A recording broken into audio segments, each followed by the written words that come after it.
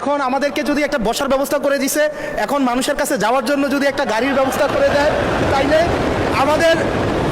আমাদের জন্য একটু সুবিধা হয়, মানুষের কাছে একটু যাইতে পারি। আজকে এমপিদের প্রাপ্তির পরে অপ্রাপ্তির খবরটা বলতে চাচ্ছিলাম না।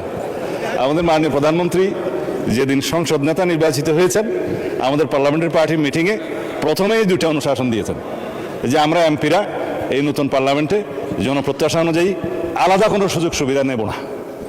সেই হিসাবে তিনি অনুশাসন দিয়েছেন। একটা আইন আছে, এটা সংসদ বিষয়ক মন্ত্রণালয়ের অধীনে সংসদ সচিবালয় থেকেই লিড করবে।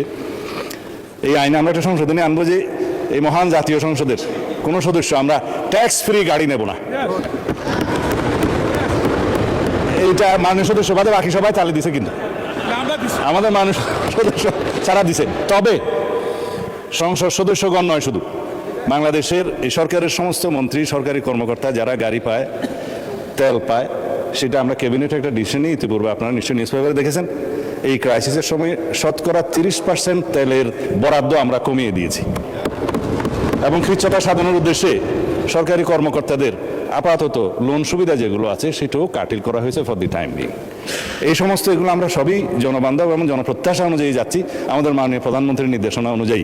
মাননীয় সংসদ সদস্য নিশ্চয়ই অফিস পেয়ে খুশি হয়েছেন, আবার গাড়ি না পেলে নাখুশ হবেন। তো সেই জন্য কীভাবে কী করা যায় সংসদ সদস্যদের যানবাহনের ব্যবস্থা, সেটা আলাদাভাবে আলাপ আলোচনা করে সরকারি দল বিরোধী দল একটা বিহিত ব্যবস্থা করার জন্য আমি মাননীয় প্রধানমন্ত্রীকে অনুরোধ জানাচ্ছি।